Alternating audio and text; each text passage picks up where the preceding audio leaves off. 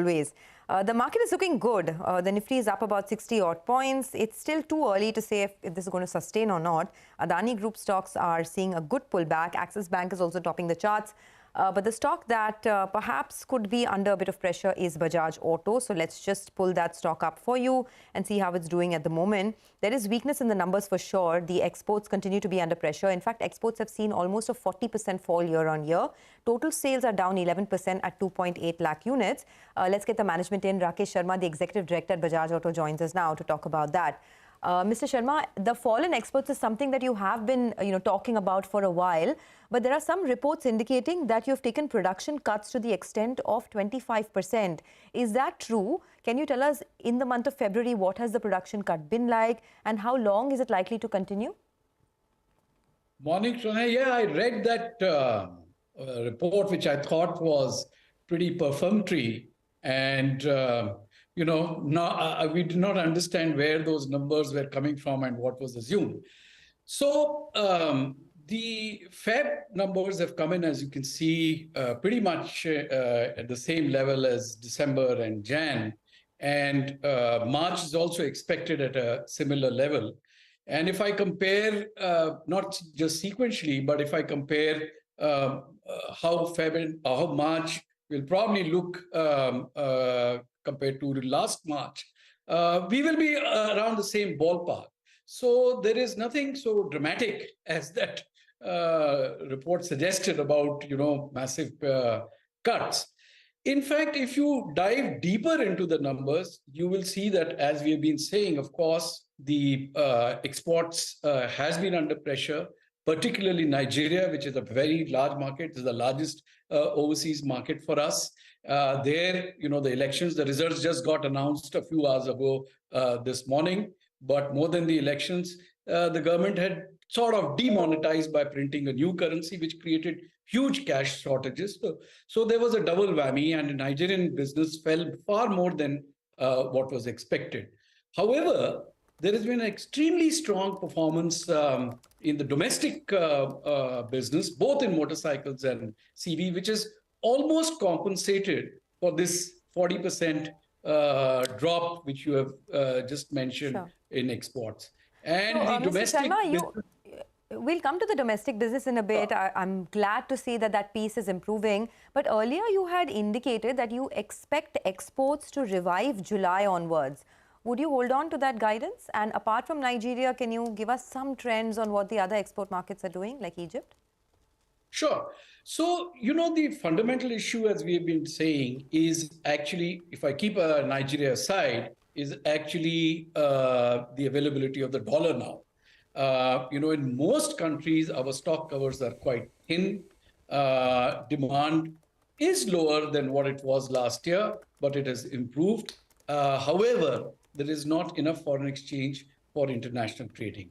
The central banks in most emerging countries are taking a very cautious view of how the Fed rates will unfold, and they're protecting their foreign exchange reserves for things like drugs, food, and stuff like that. Hopefully, when we say that we expect things will improve from July onwards, it is based on the assumption that the Fed will sort of taper off with its actions, and some kind of an equilibrium will set in by April, May, and that will sort of rest the nerves a little bit, and more dollars will be available for trading. Demand remains sort of intact, if not improving. In Nigeria, the issue was this, once and for year event of elections, which further dampened the business. So we are now getting out of the elections. It seems that the current party itself is going to come back. And hopefully, if the transition is smooth of the transfer of power, then again, let's say in a 1 or 2 months' time, that should also settle in. And therefore, we feel that another quarter and export should start to look up. Mr. Sharma, hi, good morning. Your export run rate now is back at where it was, back in FY12, FY13. So it's, kind of tapered off quite a bit. So would it be right to say that the long-term potential for the export market remains quite strong? Or do you think that has also been sullied a little bit? Because as you said, I mean, interest rates are a major determinant of what happens to an economy, and some of these are emerging markets, vulnerable. It affects purchasing power, businesses locally, etc. So the impact may linger beyond April or so, as you said. I mean, the Fed may pause, etc. Rates may peak, but the impact in some of these export markets may linger for longer, later this year as well. Your assessment? See, if I take a longer short view of things, it's a very good question. And it is something which we keep asking ourselves. If I take a longer view of the overseas markets, the emerging markets, we've always felt that it's like a snake in a tunnel type of growth. It's never going to be linear. There are going to be ups and downs. That is the nature of the emerging markets because they're pretty volatile, and little gusts of wind on the macroeconomic front cause a lot of disturbances. However, the fundamental drivers, they're very, very strong. The penetration of motorcycles in Africa, in Middle East, in Latin America is very low compared to, let's say, Asia or India. Secondly, the rate of urbanization, the way the roads are coming up, and largely, governance is improving around the world. The political systems are okay. You're not having civil wars, etc., apart from here and there. And finally, the penetration of retail financing on the back of digitization. And the demographics itself.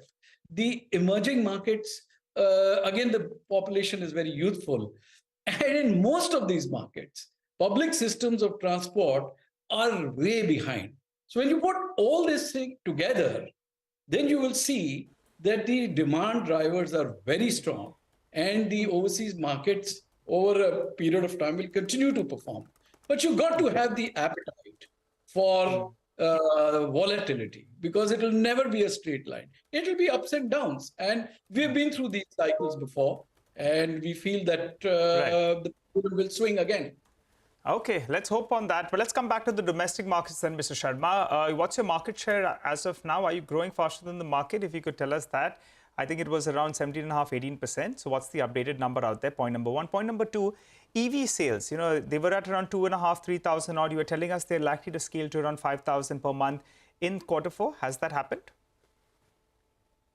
Well, on EV, we are now entering the scale-up phase. I can say that, our approach has always been to be driven by sustainable initiatives and not chase numbers. A large part of this sustainability is driven by supply chain surety, which is not just about the clarity of how the availabilities will be, but also costs.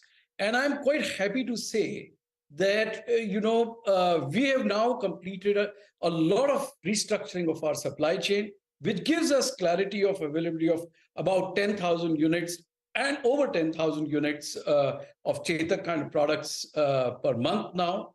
We have also re-engineered the cost, which allows us now to play in different segments. So from tomorrow onwards, we will commence our scale-up phase. We are unveiling a new product, new Chetak tomorrow. And we are also, for the existing range, repricing our products. So I guess the heat will be on for competition from tomorrow. All right, that's taking competition head on, right? You're unveiling the new Chetak tomorrow. Got that. We don't have too much time. Just want to squeeze in one question. Since exports, there is a chance that it could weaken further. Things could take time to recover. On the margin front, I want to understand, is there more pressure? Because in Q3, your margins are very strong at 19% plus. You, of course, have tailwinds in the form of lower raw material costs too. But now with this export situation, could it put a lid on the gains for the margins? Further gains, that is? Yeah, so that's exactly, the second part of what I was going to say for the previous question was, in our chosen segments in the domestic business, we are seeing very good growth. The new Pulsars are doing very well. The 125cc, we continue to increase our market share. Though at an overall level, the market share seems steady. But in our chosen segments, which are the, the upper half of the industry, our market share is improving. As a result of which, and the three-wheeler business has come really charging back with the market share at 78% now. And when I put both these things together, the richer mix is a very, very welcome impact on the bottom line. So the reduced sort of weightage of exports is hopefully getting offset by the richer mix and the larger volumes in the domestic business, both in three-wheelers and the better segments of the motorcycle business. And hopefully with the costs sort of remaining steady in the next quarter, we are not seeing too much of sort of changes on the margin front. All right. And two-wheeler market share, sir? Like I said, the market share at an overall level is holding steady. But if you look at the upper half, which is 50%, which is the 125cc plus segment, there we continue to add almost a percentage of market share every quarter. And that is where we have a very strong focus. All right, Mr. Sharma, thank you very much. And you said, you began by saying that March also, the numbers should be around the Feb levels, right? Which should be about 2.8 lakh units or so. So it should not be, significantly lower or anything as the report indicated. The report said between 250 and 270,000 units. Well, Mr. Sharma, thank you very much as always. It's a pleasure. Appreciate it. Time for a quick break now. Up next, Irfan Razak of Prestige Group will join in to talk about demand trends in